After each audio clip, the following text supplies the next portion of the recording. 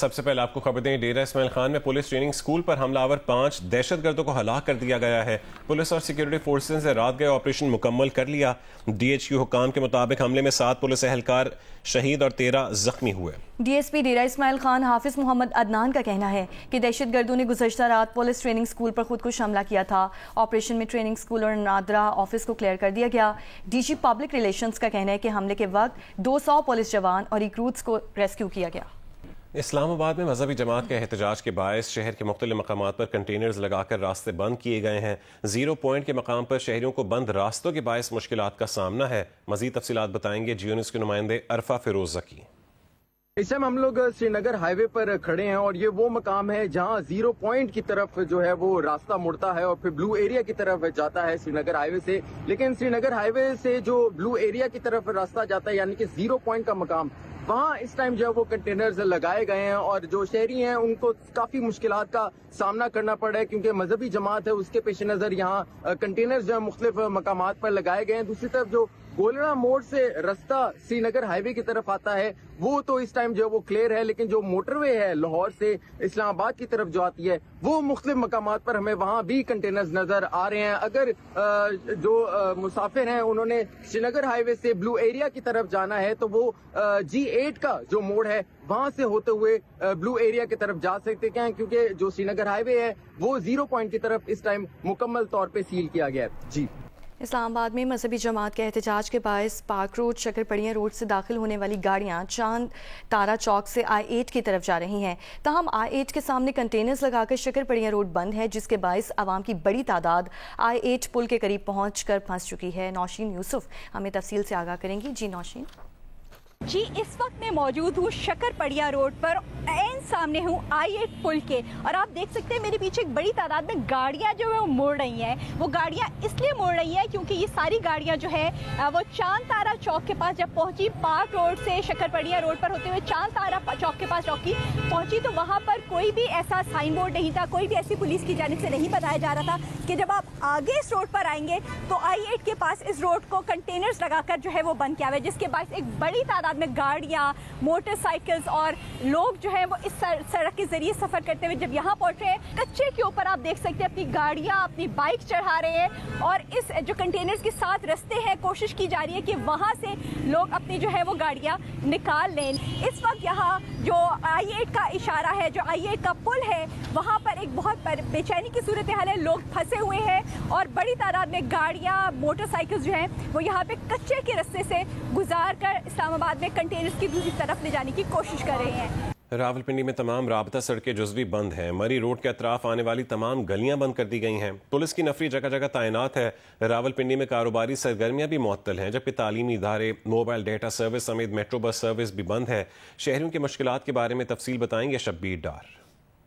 इस्लामाबाद रावलपिंडी को मिलाने वाले मरकजी राब्ता पुल फैजाबाद इंटरचेंज पर मैं इस वक्त मौजूद हूँ। मेरी दाएं जानिब आपको एक्सप्रेस वे नज़र आ रही होगी और एक्सप्रेस वे को ट्रैफिक के लिए, हर तरह की ट्रैफिक के लिए मुकम्मल तौर पर बंद कर दिया गया है। इसी तरह फैजाबाद से जो मरी की तरफ जाने वाला रास्ता है ये भी बंद कर दिया गया है और जगह जगह पर कंटेनर्स लगा दिए गए हैं। फैजाबाद इंटरचेंज को चारों अतराफ से कंटेनर्स लगाकर, खारदार तारे लगाकर बंद कर दिया गया है। फैजाबाद इंटरचेंज पर जितने भी बस टर्मिनल्स हैं या जो ट्रांसपोर्ट अड्डे हैं वो भी मुकम्मल तौर पर सील कर दिए गए हैं। रावलपिंडी मरी रोड पर हर जगह पर कंटेनर्स खड़े कर दिए गए हैं और मरी रोड की तरफ आने वाले तमाम रास्तों और गलियों को भी बंद कर दिया गया है। जुड़वा शहरों में चलने वाली मेट्रो बस सर्विस को भी ताहुक्मसानी मुअत्तल रखा गया है और इसी तरह कारोबारी सरगर्मियां मुअत्तल है, तालीमी इदारे बंद है, मोबाइल डाटा सर्विस बंद है। इस सारी सूरत हाल से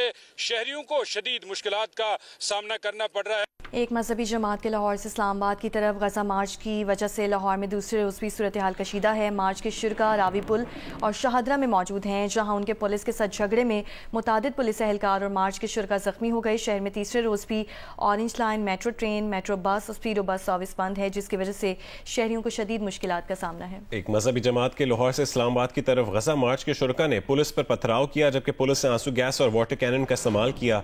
झगड़े के दौरान मुतादिद अफराद को हिरासत में ले लिया गया है। लाहौर में तीसरे रोज भी orange line, metro train, metro bus और स्पीडो बस सर्विस बंद है।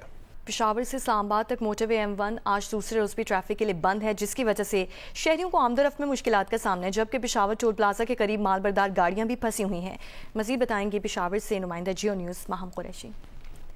जी, मोटरवे M1 पेशावर से इस्लामाबाद तक के लिए आज दूसरे रोज भी मुकम्मल तौर पर बंद है। ना सिर्फ इस्लामाबाद बल्कि 410 सवाबी और मर्दान जाने वाले मुसाफिर भी मोटरवे पर सफर नहीं कर सक रहे हैं। अगर कैमरामैन शाहिद अहमद आपको यहाँ पर दिखा सके तो यहाँ पर जो गाड़ियाँ आ भी रही हैं तो उनको वापस मोड़ा जा रहा है, जिसकी वजह से वो GT रोड को बतौर मुतबादिल रूट इस्तेमाल कर रहे हैं, जिसकी वजह से वहाँ पर भी ट्रैफिक की रवानी काफी मुतासिर हो रही है। मोटरवे पुलिस का कहना है कि हरू और अटक ब्रिज के मुकाम पर भी GT रोड को मुकम्मल तौर पर बंद किया गया है, जिसकी वजह से वहां पर भी शहरियों को काफी मुश्किलात का सामना करना पड़ा है। अगर हम यहाँ पर खड़े माल बरदार गाड़ियों की बात करें तो वो भी गुज़िश्ता रोज से यहाँ पर फंसी हुई है, जिसमें सब्जियों और फलों के ट्रक भी शामिल है, जिनके खराब होने का खदशा है। गुज़िश्ता रोज इस्लामी जमात की मुमकिना एहतजाज के बायस मोटरवे को मुकम्मल तौर पर बंद किया गया था। मोटरवे पुलिस का कहना है कि अभी तक हुकाम की जानिब से मोटरवे खोलने के हवाले से कोई इंस्ट्रक्शंस नहीं आई।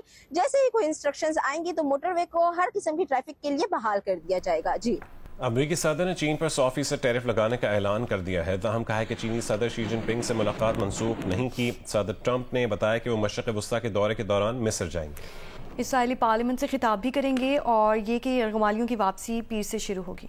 Have you canceled your meeting with President Xi? And no, I haven't canceled, but I don't know that we're going to have it. But I'm going to be there regardless, so I would assume we might have it.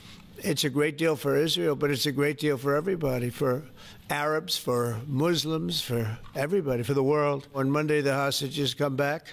I'll be going to Israel. I'll be speaking at the Knesset. I think early on, Gaza is going to be rebuilt. And you have some very wealthy countries, as you know, over there. And it would take a small fraction of their wealth to do that. But and I think they wanted. I made 8 deals, transactions of wars. In the case of India and Pakistan, 7 planes were shot down. It was a bad one, and I did it largely through trade. I mean, that one, numerous of them. I talked tariffs. I said, look, if you're going to do that, we're going to put very big tariffs on your country. And they were both great. They stopped fighting, and there were 2 nuclear powers. America और चीन के दरमियान तिजारती जंग की वजह से crypto market को तारीख की सबसे बड़ी एक रोज़ा मंदी का सामना है। सरमायाकारों को तकरीबन 9.55 अरब डॉलर का नुकसान हुआ। मजमूई नुकसान में से तकरीबन 8 अरब डॉलर तवील मुद्दती सरमायाकारी और 1 अरब 55 करोड़ डॉलर कलील मुद्दती सूद में हुई। सबसे ज़्यादा नुकसान बिटकॉइन और इथीरियम को हुआ। सदर ट्रंप ने चीनी मसनूआत पर 100% तक इजाफी टैरिफ और सॉफ्टवेयर बरामदात पर नई पाबंदियों का ऐलान किया है। ये फैसला चीन की ताज़ा पॉलिसी के रद्दअमल में किया गया। जुमेरात को चीन की वजारत तिजारत ने ऐलान किया था कि गैर मुल्की बरामद कुनंदगान को ऐसी तमाम मसनूआत के लिए लाइसेंस लेना होगा जिनमें चीन से हासिल करदा नायाब मादनियात का 0.1% से ज़्यादा हिस्सा शामिल हो। सदर ट्रंप ने चीन से कहा कि वो 1 नवंबर तक अपनी ये पॉलिसी वापस ले। पाकिस्तान और जनूबी अफ्रीका के दरमियान पहला टेस्ट कल से खेला जाएगा। सीरीज की तैयारियों के लिए दोनों टीमों ने कज़ाफी स्टेडियम में ट्रेनिंग सेशन किया। पाकिस्तान टीम में पहले टेस्ट के लिए 2 स्पिनर्स और 2 फास्ट बॉलर्स शामिल किए जाने का इम्कान है। पाकिस्तान और जनूबी अफ्रीका के दरमियान सीरीज की तैयारियों के लिए दोनों टीमों का कज़ाफी स्टेडियम में ट्रेनिंग सेशन हुआ। खिलाड़ियों ने बैटिंग, बॉलिंग और फील्डिंग की प्रैक्टिस की। जराये के मुताबिक spinner Sajid Khan viral fever से मुकम्मल सेहतियाब नहीं हो सके हैं।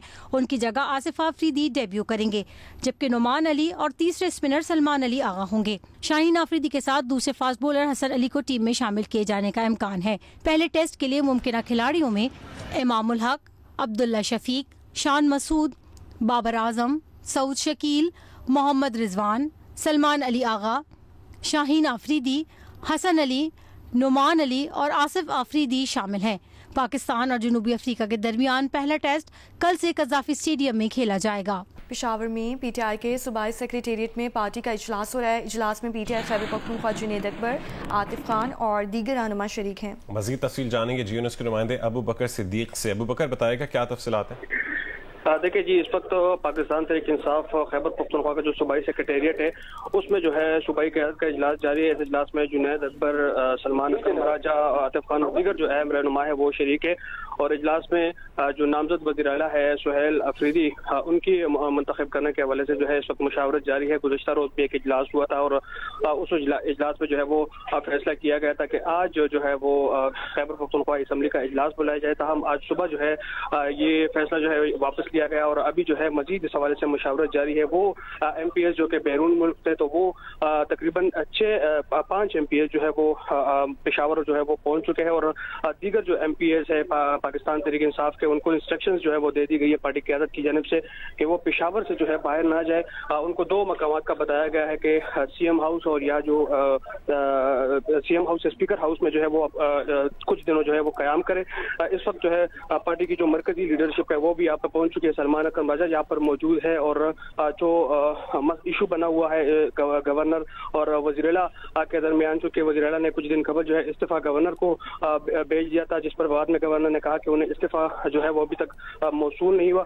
तो इस जो मामला बना हुआ है, जो तनाज़ा बना हुआ है, इस हवाले से जो है पाकिस्तान तहरीक इंसाफ की जानिब से मुशावरत जारी है और मुख्तलिफ जो ऑप्शन है वो जो है वो लाए जा रहे हैं। एक ऑप्शन ये भी है कि वज़ीर-ए-आला अली अमीन गंडापुर के खिलाफ जो है वो अदम एतमाद लाया जा सकता है। ये एक ऑप्शन भी ज़ेर गौर है। दीगर ऑप्शन जो है वो भी ज़ेर गौर है। ताहम अभी तक जो है पाकिस्तान तहरीक इंसाफ की जानिब से अमीर बालाश रकावाला के कत्ल का मरकजी मुल्ज़िम ख्वाजा तारीफ गुलशन उर्फ तीफी बट रहीम यार खान के इलाके में मुबैना मुकाबले में मारा गया है। मुल्ज़िम पर इल्ज़ाम था कि उसने तकरीबन 1.5 साल कबल चीपू ट्रकावाला के बेटे अमीर बालाज को लाहौर में शादी की एक तकरीब में कत्ल करवाया था। लाहौर से देखिए अहमद फराज की रिपोर्ट।